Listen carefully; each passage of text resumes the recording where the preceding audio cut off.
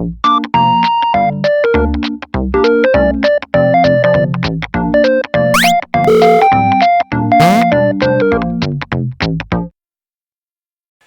me, a Kirby! Now I know you've all heard of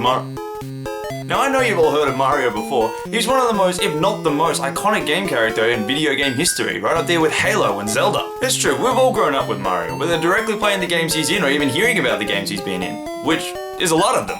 Like a fucking lot of them. Jesus Christ, that's a lot of games. This guy's been in more games than Samuel Jackson's been in movies. English, motherfucker, do you speak it? Ray, if there's that many Mario games, which one should I play? Well, I'm glad you asked me that, me from 3 seconds ago. The answer is done. You play Zelda. No, that's not true. There are a lot of great Mario games that I personally feel everyone should play. Mario isn't this one-trick pony that everyone thinks he is. Sure, some of his games feature similar elements, but there are those selected few that stand out from the rest. In this video, I'm going to tell you which ones they are, in the form of a list that starts from number 10 until 1. Almost like a top 10 Mario game list. Let's get started! But wait one gosh darn minute! I thought, before I get this video started, I should mention to you guys that the list that I'm doing is based around Mario being the main character of the games that I'm talking about. Games like Luigi's Mansion, Yoshi's Story, Yoshi's New Island, Mario Kart, Mario Party, unfortunately are not going to be in this list. There are some really good games though, and you should totally check them out!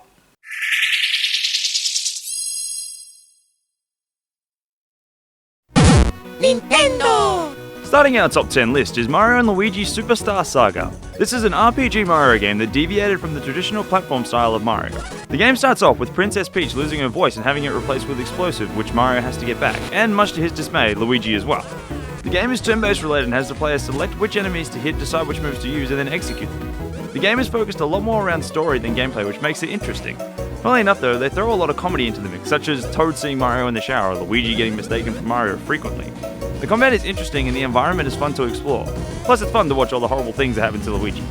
That'll teach you for stealing my star, you stupid smug son of a bitch!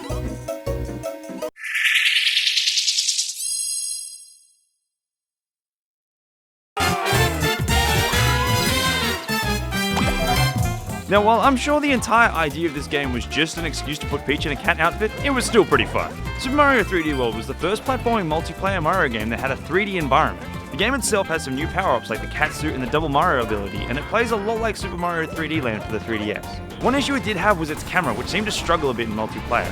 And as much as I did like this game, it didn't really do anything for me. The game was fun and the addition of co-op was new, but it wasn't groundbreaking or eye-catching.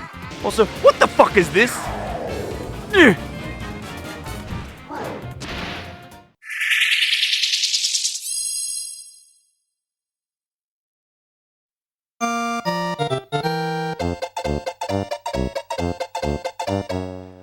Now, I'm actually sorry this isn't higher on the list. Super Mario World is a fantastic game that expanded upon what Mario originally was, a 2D platformer with cool level designs and enemies. It was the first Mario game to introduce Yoshi as well as a save feature. Super Mario World was the first in the series to be featured on the Super Nintendo Entertainment System and as such has a much more defined palette system with more features and scenery. I particularly like the way that Mario and Luigi handle in this game. With the addition of the Cape Feather, the world can be explored in new ways, similar to that of the Super Leaf, which was featured in Super Mario Bros. 3. Funnily enough, this was actually the first Mario game I ever played.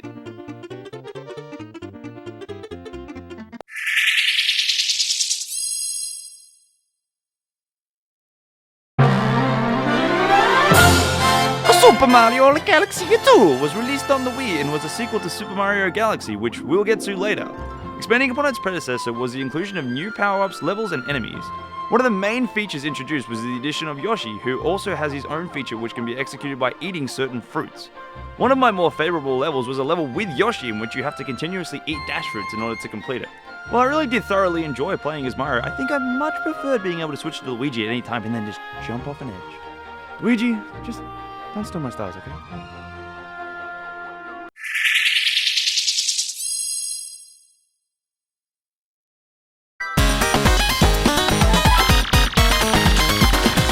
Surprisingly enough, when I first saw this game, I was like, what the fuck? This isn't Mario! Who the heck is this guy? Mom, take this back to wherever you found it! It's probably bootleg or something!